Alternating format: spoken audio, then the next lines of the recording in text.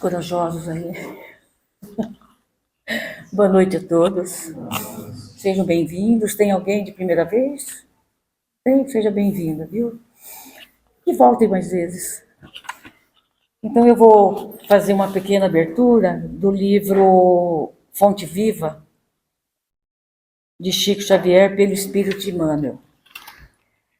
É a lição 31, Labradores. O labrador que trabalha deve ser o primeiro a gozar dos frutos. Paulo, Coríntios 2:6. Há labradores de toda classe. Existem aqueles que compram o campo, exploram-no através de rendeiros, suarentos, sem nunca tocar o solo com as próprias mãos. Encontramos em muitos lugares os que relegam a enxada à ferrugem, cruzando os braços e imputando a chuva ou o sol, o fracasso da sementeira que não vigiam.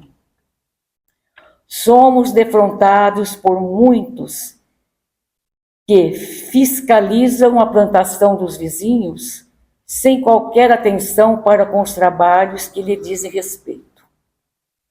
Temos diversos que falam despropositadamente com referência à inutilidade mil, enquanto vermes destruidores aniquilam as flores frágeis. Vemos numerosos acusando a terra como incapaz de qualquer produção, mas negando a gleba que lhe foi confiada a bênção da gota d'água e o socorro do adubo.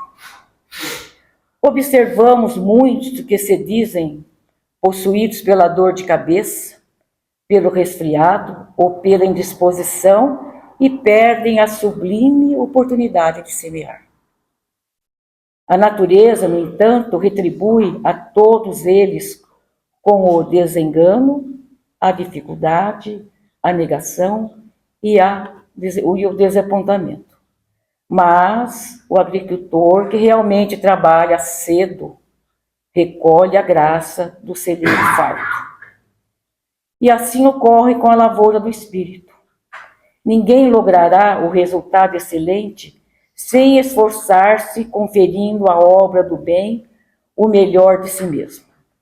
Paulo de Tarso, escrevendo numa época de senhores e escravos de superstabilidade e favoritismo, não nos diz que o semeador distinguido por César, ou mais endinheirado, seria o legítimo defensor da colheita, mas asseverou, com indiscutível acerto, que o labrador dedicado às próprias obrigações será o primeiro a beneficiar-se com as vantagens do fruto. Então, ninguém logrará aquilo que não semear, né? Tudo que a gente semeia de bom a gente vai colher, e tudo que a gente semeia de ruim também a gente vai colher, tá? Então a gente precisa ficar atento à nossa lavoura, que é o terreno que nós temos que trabalhar. E isso me reportou, vamos ver se deu um pouquinho uma lição, viu? Reportou um exemplo que ouvi numa palestra de Haroldo Dutra. Uma vez ele deu esse exemplo, que tinha dois vizinhos. Um vizinho com o mesmo número de terra no seu terreno, igualzinho o outro, e um deles parou em frente à casa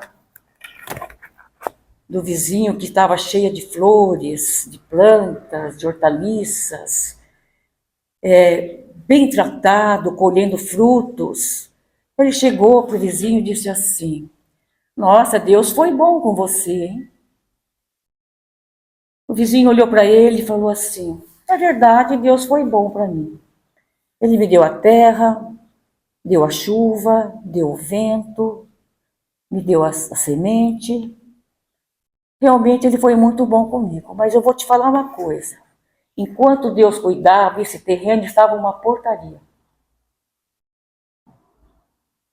Deus dá, mas você tem que fazer aquilo progredir, não é verdade?" Então, quando Deus cuidar, só Deus cuidar, Deus cuida. Por quê? Porque vem a chuva, vem o sol, tá tudo muito tranquilo, né? Mas se eu não pôr a mão na massa, não nasce sozinho, nada floresce, nada progride, nada aumenta, não é verdade? Então, nós é que temos que colocar a mão na massa. E assim a nossa vida. Temos que cuidar da nossa vida espiritual, a cada dia se melhorar mais na parte moral, senão a gente não progride. Se a gente vai pensar tudo vai acontecer, não vai. O esforço é nosso. É a nossa força que nós temos que estar aí.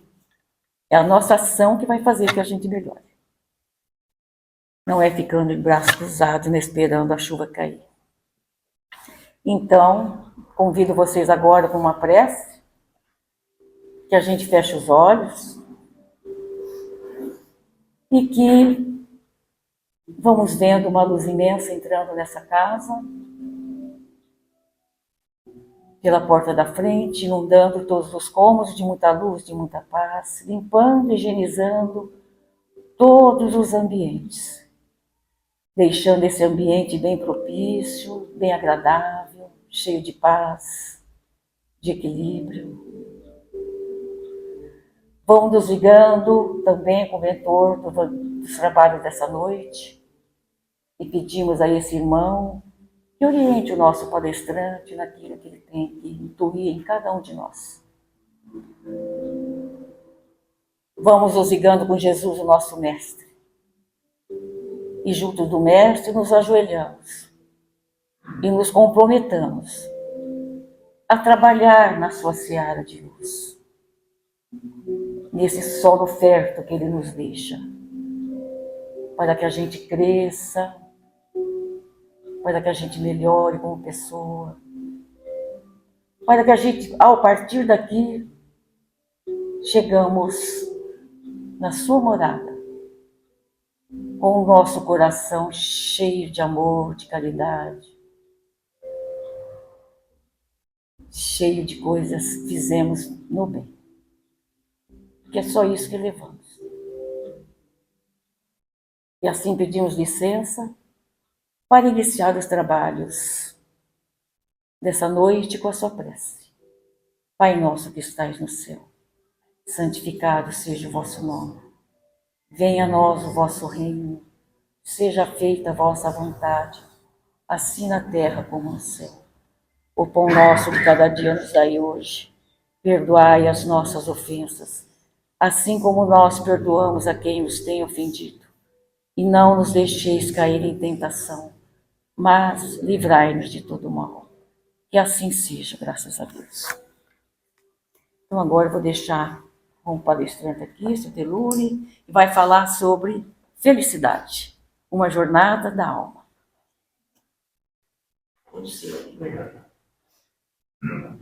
Gente, boa noite. É bom estar aqui com vocês. Vinha preparando essa palestra, eu não prefiro dizer que é uma conversa, e eu já falei várias vezes sobre felicidade, mas essa eu procurei dar um viés diferente. E de repente, 10, 12 dias atrás, um pouco mais, eu recebi um telefonema que meu irmão tinha infartado. E aquilo me deixou preocupado. Aí a companheira dele disse, não, mas ele já voltou para casa, não foi muito forte. Passados 5 dias, ela me ligou para dizer que ele tinha tido um segundo infarto. E aí ela levou novamente ele no hospital. E a médica que o atendeu disse que era melhor botar numa ambulância naquele momento e ir buscar um centro maior. E que tivessem rapidez, porque quem sabe ele não chegasse com vida em Santa Maria, que é a cidade mais próxima, com bons hospitais. E levaram ele para lá. Eu fiquei numa situação, era final de tarde, início da noite, digo, bom, o que eu vou fazer? Agora eu não vou poder sair daqui. Eu me preparei para ir no dia seguinte, sair daqui às 6 horas da manhã, Quando foi 4 horas da tarde, eu cheguei em Santa Maria. Ele estava sedado, não deu para conversar com ele, nada, mas fiquei olhando ele ali, fiz minhas orações. Enquanto nós estávamos lá, tinha um horário de visita, primeiro era o meio-dia, não tinha perdido, fui no horário das 5 horas e voltei no horário das 8. Ele estava muito agitado, mesmo sedado, ele estava agitado. E aí teve o terceiro infarto. E quando teve o terceiro infarto, o médico disse, olha, eu vou entubar ele, que é a única maneira. Eu nunca tinha visto alguém entubado. Uma coisa horrível. E aí sedaram mais ele ainda. Passei aquela noite em Santa Maria, no dia seguinte, praticamente não tinha o que fazer ali. Fui até a minha cidade, que é mais próxima, onde ele mora, para falar com meu outro irmão, e ver o que a gente podia fazer, deixar preparado. Fiquei um dia lá e voltei de novo para Santa Maria. E lá eu encontrei ele de novo, aí não só sedado, como entubado. É claro que uma vez eu dei uma palestra aqui, uma conversa, e quando as pessoas estão nesse estágio, a gente pode falar com elas, porque o Espírito vai escutar. Conversei com ele, é meu irmão, é mais novo do que eu. Conversei, falei, orei, e o médico me disse, olha, eu não tenho uma data para dizer para vocês, mas é irreversível. Aí como é que ia ficar em Santa Maria? Nem eu e nem a namorada dele, que é a minha cunhada, que também trabalha, precisava voltar a trabalhar. Fiquei pensando, vamos deixar ele aqui sozinho? Mas não tinha outra maneira. Saí de Santa Maria, na estrada peguei, quem sabe, um dos temporais mais terríveis que eu já tinha visto na minha vida. Árvores caindo na estrada, uma coisa absurda. Mas cheguei aqui em Cascavel. Voltei então à minha tese de hoje, que é felicidade, uma jornada da alma. E fiquei pensando que coisa interessante a gente falar de felicidade numa hora dessas, porque a felicidade, na realidade, é alguma coisa que nós devemos perseguir. E ela acontece em todos os momentos para nós. E a gente, às vezes, esquece disso. O que eu fiquei pensando depois, e quando eu me preparava para vir aqui, preparando essa conversa, é que no momento em que eu cheguei lá e vi ele naquele estado, eu fiquei preocupado, evidentemente, mas depois aqui, já pensando diferente, eu vi como a gente é feliz, mesmo nos momentos mais trágicos. Porque ele teve a felicidade de poder ir para um hospital, de poder ser atendido no hospital. Eu tive a felicidade de poder me locomover daqui e atendê-lo. E quando ele teve o terceiro infarto e foi entubado, de qualquer maneira, nós temos que ver que poucos têm essa oportunidade. Nesse momento, basicamente, muita gente, muito brasileiro, mora na porta do hospital. Então, por ele ter o atendimento, por ele ter o plano de saúde que garantiu ele no hospital, por ele ter as condições de poder me deslocar daqui, fazer 800 quilômetros para chegar lá, eu olhei e disse, a felicidade que eu tenho que falar hoje me foi mostrada antes, na realidade. Começaram a me mostrar aquilo que eu ia falar hoje. E me recordei, certa vez, um bilionário atendeu a um radialista que queria fazer uma entrevista com ele. Para ele, que sempre foi procurado pela imprensa, não era nada de extraordinário. É um homem com patrimônio de 1,7 bilhão, que tem casas em todas as partes do mundo, Nova York, Paris, Londres, Dubai, Emirados Árabes. Para ele aquilo não era nada. Mas depois de algumas conversas e indagações com o radialista, esse lhe apresentou uma questão. Perguntou a ele se existe algo que o senhor possa me dizer, entre tantos bens e títulos que o senhor tem, O que o faz sentir ser o homem mais feliz do mundo? Ele deu uma olhada, pensou e disse assim: olha, eu vou dizer para você que eu passei por 4 estágios de felicidade até entender o seu verdadeiro significado. A primeira vez, nessa primeira etapa que eu fui buscar a felicidade, eu comecei a acumular riquezas. Riquezas, bens, meios. E fui percebendo que cada vez eu ficava mais rico. Porém, nessa fase da riqueza que eu acumulava, eu não consegui a felicidade que eu queria. Aí eu parti para uma segunda etapa. Foi a coleta de objetos de valor. Comprei joias, comprei relógios, comprei pedras preciosas, pinturas de mestres famosos, esculturas, antiguidades. Aumentei a minha frota de carros, de motocicletas, de outros veículos de luxo. Logo percebi que o efeito de tudo aquilo era temporário. O prazer da aquisição, o brilho, durou muito pouco. Então me veio a terceira fase. Foi a obtenção de grandes projetos, enormes empreendimentos que eu resolvi fazer. Ele explicou que chegou, num determinado momento, a ter o controle de 95% de todo o óleo diesel da África. Era ele que distribuía. Ele passou a ter também a maior frota de navios, não só da África, como também da Ásia. E mesmo assim cheguei num momento, diz ele, que não obtive aquela felicidade que eu queria. A quarta etapa não fui eu que programei. Foi um amigo meu que veio me visitar e pediu que eu ajudasse na compra de cadeiras de rodas,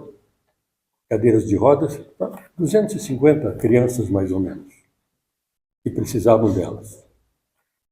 Ora, crianças deficientes, disse, não tem nenhum problema para mim. Telefonei para minha secretária e disse assim, compre todas as cadeiras que estão sendo pedidas. O valor foi praticamente insignificante. No entanto, esse amigo insistiu comigo, exigiu mesmo, na realidade, que eu fosse com ele fazer a entrega das cadeiras de roda para as crianças. Bom, como não se nega nada a um amigo, marcamos o dia, marcamos a hora e fomos, ele e eu. Chegando lá, ele me mostrou as crianças e disse, vamos entregar as cadeiras para elas. Eu comecei a dar as cadeiras para as crianças com as minhas próprias mãos. E vi um estranho brilho de felicidade nos rostinhos daquelas crianças. Eu as vi sentadas, felizes, movendo-se de um lado para outro. Elas estavam se divertindo, brincavam de corrida, apostavam quem era o mais veloz, quem tinha mais habilidade para ficar em cima daquelas cadeiras. Era como se eles tivessem ganho um grande prêmio acumulado e estavam compartilhando a mesma alegria. E eu comecei a sentir uma alegria dentro de mim. Aliás, eu fiquei olhando por algum tempo e foi me enchendo de felicidade. De repente, eu decidi ir embora. E uma daquelas crianças chegou perto de mim e me abraçou pelas pernas.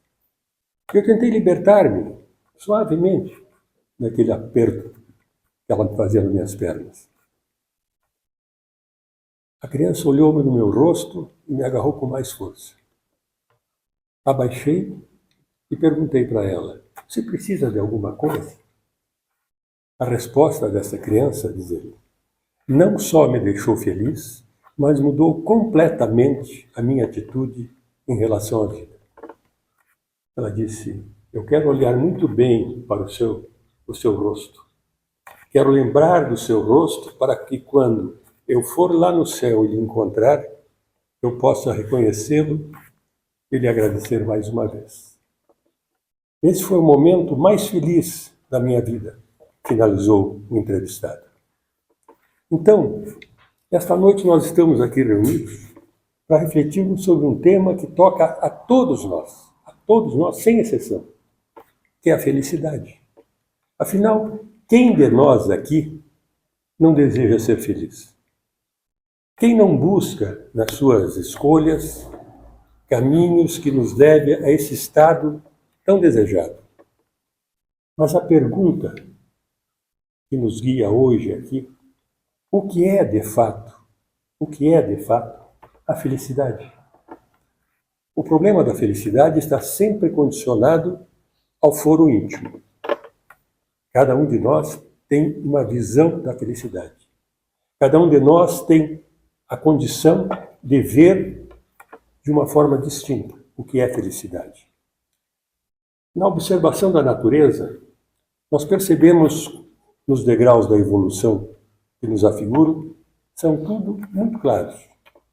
Cada ser tem a sua necessidade e elege a sua felicidade com base naquilo que possa conseguir para atendê-la e para satisfazê-la.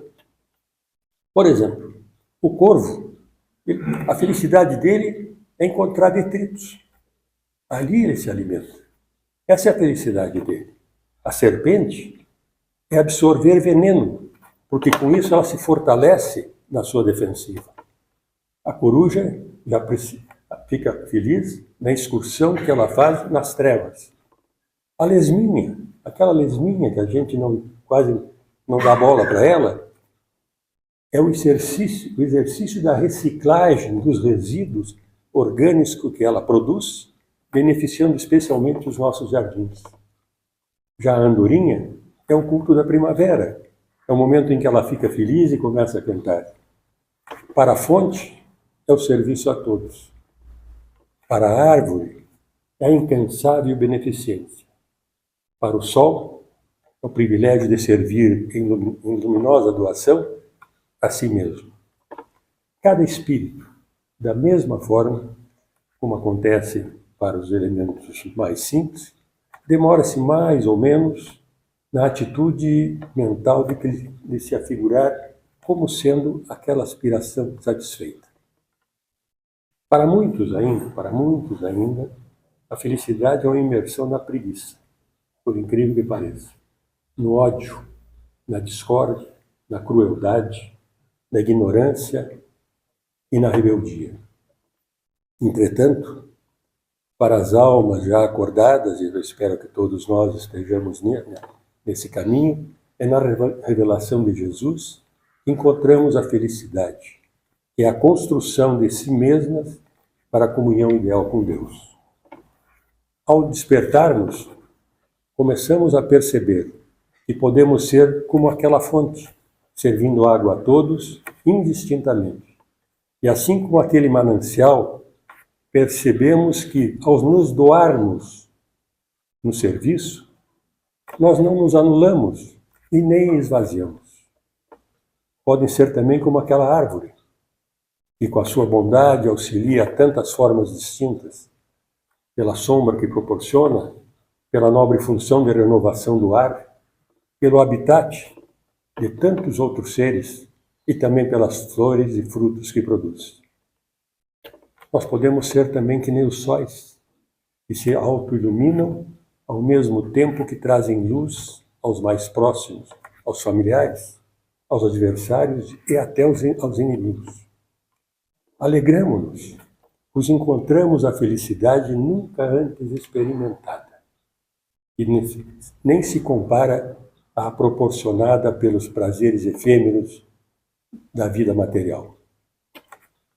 Uma vez que nós conhecemos tais requintes de sentimento, nós não voltamos mais para trás, não olhamos mais para trás, porque somos capazes de todos os sacrifícios para desfrutá-la com mais frequência. Se vocês já despertaram para essa verdade, aceitem o trabalho e aceitem a renúncia, as aflições, as penas físicas por abençoado material para a sua própria edificação. O equilíbrio interior virá na felicidade em servir, na felicidade do amor que nos fortalece em todas as áreas. Mesmo com a adversidade, e aí eu me recordo do momento em que eu passei, nós perceberemos que a vida segue no sentido de nos fazer maiores, mais maduros e senhores de nós mesmos. Vocês passarão a dar menos importância àquelas coisas menores, pois estarão tão ocupados em servir, tão envolvidos com os planos superiores que o Criador inspira, que lhes parecerão as outras coisas extremamente pequenas. Alguns acompanharão vocês, outros ainda não, porque é natural isso. Sejam pacientes, pois cada um de nós tem um momento do despertamento, assim como nós despertamos um dia. Então, esperemos que os outros também despertem. E pensem, o que pode vir a ser felicidade para vocês? A proposta de uma vida desperta irá surpreender a todos. Estamos conversando sobre um tema que diz a todos no próprio coração. E todos querem ser felizes, todos. Não imaginem que exista alguém que diga que não quer ser feliz. Mas nós procuramos felicidade na onde? Nas conquistas materiais, no reconhecimento, muitas vezes, no amor romântico, na realização profissional. Mas frequentemente, mesmo quando alcançamos essas metas e que nos parece que chegamos ao auge, nós sentimos dentro de nós um pequeno vazio. Vocês podem, mesmo tendo defeitos, estarem ansiosos e muitas vezes irritados, mas lembre-se de uma coisa: a vida é o maior negócio do mundo. E só cada um de vocês, pode impedir que ele decline. Nós devemos nos lembrar que muitos são aqueles que nos valorizam vocês, admiram vocês e amam vocês. E às vezes vocês nem sabem, mas tem pessoas para quem você e vocês são muito especiais. Quero que vocês se lembrem também que felicidade não é ter um céu sem tempestade, não é caminhar sem acidente, não é trabalhar sem cansaço, não é ter relacionamentos pessoais sem decepções. Ser feliz é encontrar força no perdão, na esperança, nas batalhas, segurança no medo, amor na discórdia. Não se trata apenas de comemorar o sucesso, mas de aprender também as lições no fracasso. Às vezes, no fracasso, no tombo, tiramos exemplos muito melhores do que aqueles do sucesso, que muitas vezes nos deixa enebriados apenas. Não é só ter alegria nos aplausos, não, mas sim ter alegria no anonimato. Quantas vezes vocês sozinhos fizeram coisas sem que ninguém estivesse vendo e que se sentiram tão bem que se abraçaram, dizendo: que bom que eu fiz isso. É no anonimato que é o reconhecimento maior, porque é o teu próprio reconhecimento. Ser feliz, minha gente, é reconhecer que a vida vale a pena viver apesar de todos os desafios, das tristezas, dos desentendimentos e nos tempos de crise, seja emocional ou econômico. Ser feliz não é um destino, mas sim uma conquista para quem sabe viajar no seu próprio ser. Ser feliz é deixar de ser vítima dos problemas, é se tornar ator da sua própria história que cada um de nós faz. É como caminhar por desertos fora de si mesmo, mas ser capaz de encontrar um oásis dentro da nossa alma. É agradecer a Deus todas as manhãs pelo milagre da vida, porque nessas manhãs muitos não acordaram e nós estamos aqui. Ser feliz é não ter medo dos próprios sentimentos. É tudo sobre falar sobre si mesmo. Ter a coragem de ouvir um não, mesmo de quem você ama. É sobre ter a segurança de receber uma crítica, mesmo achando que ela é injusta. É abraçar crianças, é acariciar os pais, é deitar a cabeça num ombro amado, ter momentos poéticos com amigos, mesmo que eles nos machuquem de vez em quando. Ser feliz é deixar viver aquela criatura livre, feliz e simples que vive em cada um de nós. Ser maduro e poder dizer: eu estava errado, ter a coragem de dizer, perdoa-me, e ter a sensibilidade de dizer, preciso de ti, e ter a capacidade de dizer, te amo. Que a sua vida se torne um jardim de oportunidades para serem felizes. Que você seja um amante da alegria em suas fontes. Que seja um amigo da sabedoria e de paz durante os teus invernos. E quando vocês estiverem errados naquele caminho que escolheram, vocês possam começar de novo. Ah, bem, aí você será ainda mais apaixonado pela vida. E vai descobrir que ser feliz não é ter uma vida perfeita, mas use as lágrimas para tolerar as águas. Use as perdas para aguçar a paciência. Use a fala para esculpir a serenidade. Use o prazer para afastar a dor.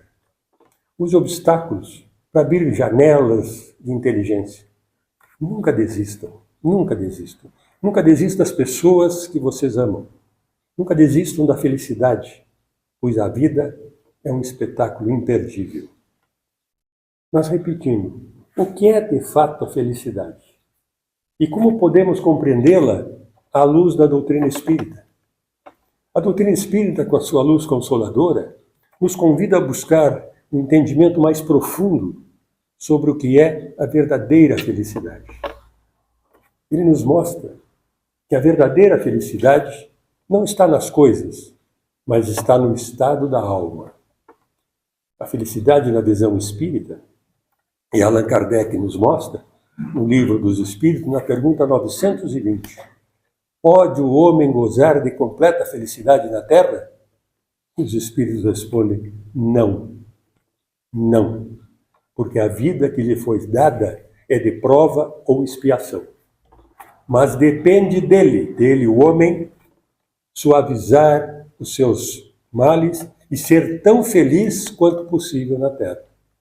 A felicidade completa, duradoura, ela não é desse mundo.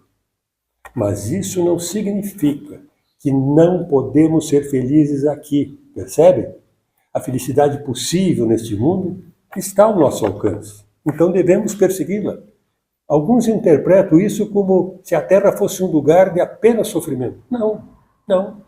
Mas não é isso que a doutrina quer nos ensinar. Podemos e devemos buscar a serenidade, a esperança, o contentamento com as pequenas bênçãos do cotidiano.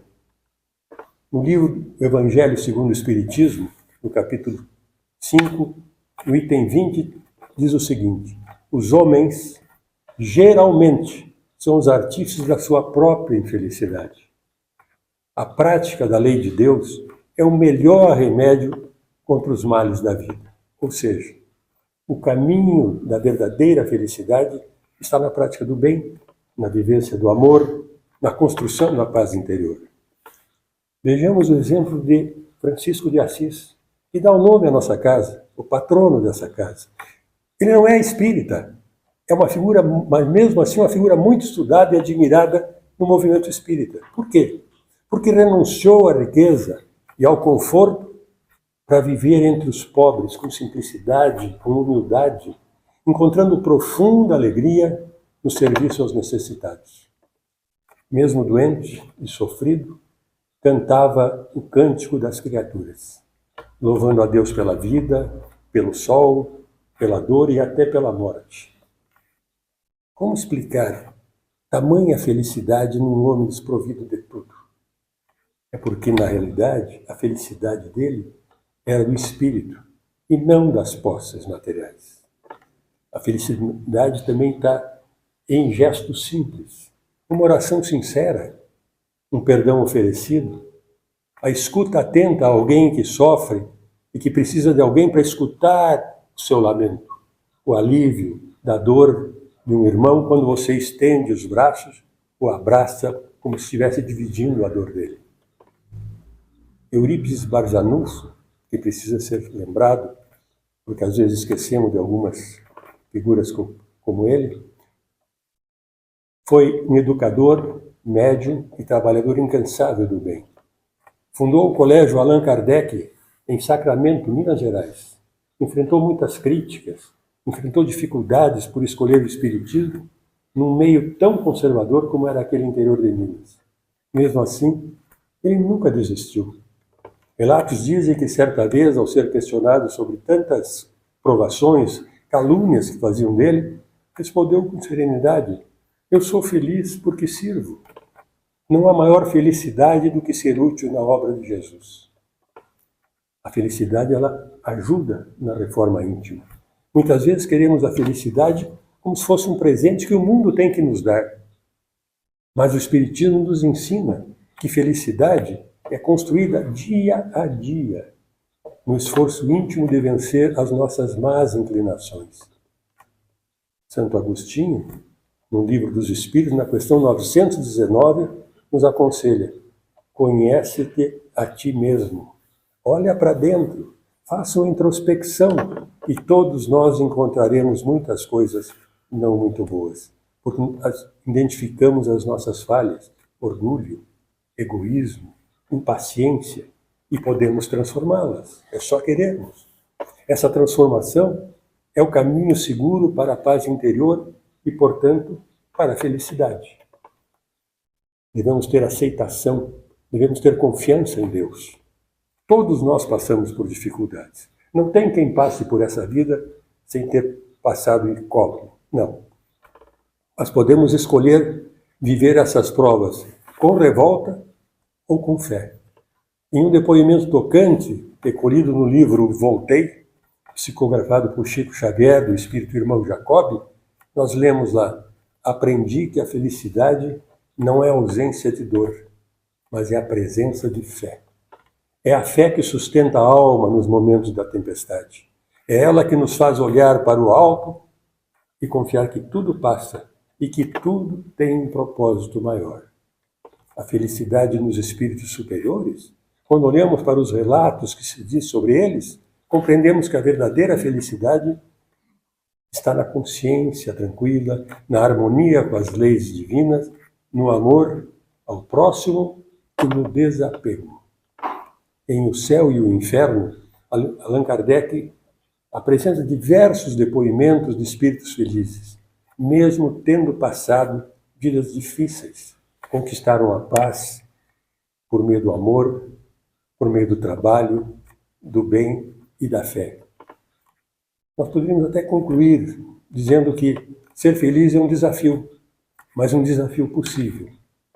Não esperemos que tudo seja perfeito para sermos felizes. Felicidade está na maneira como vivemos, como amamos, como perdoamos e como enfrentamos a vida com coragem e fé. Se buscamos a paz, sejamos pacíficos. Se queremos ser amados, amemos primeiro. Se desejamos ser felizes, comecemos hoje, aqui e agora, com gratidão, com serviço e com oração. Eu vou concluir hoje com as palavras de Jesus registradas no Evangelho de João, no capítulo 14, versículo 27. Deixo-vos a paz, a minha paz vos dou. Não vou lá dou como o mundo a dá. Não se perturbe o vosso coração e nem se atemorize. Essa paz que brota do Espírito em comunhão com Deus é a verdadeira felicidade. E essa, meus irmãos, ninguém pode nos tirar. Que Jesus nos abençoe, nos fortaleça em busca de uma felicidade verdadeira, a felicidade da alma. Eu fico agradecido por termos compartilhado essa noite a busca da felicidade no trajeto da alma. Que assim seja. E vamos encerrar essa nossa reunião nos concentrando, agradecendo de estarmos aqui todos reunidos, mesmo com o frio que faz aí fora, estamos, tenho certeza, com o coração agasalhado, irmanados no mesmo pensamento, em busca da felicidade. E que possamos sair daqui e sermos que nem os sóis, iluminando aqueles que nos rodeiam, levando luz àqueles que têm trevas, iluminando os caminhos por que passamos, deixando um rastro de esperança para todos aqueles que nos seguem assim. Agradecemos ao Pai, E pedimos agora aos protetores dessa casa, a Francisco de Assis, a Jesus, a obrigação de dizermos obrigado por mais um dia, por mais uma reunião. Que assim seja.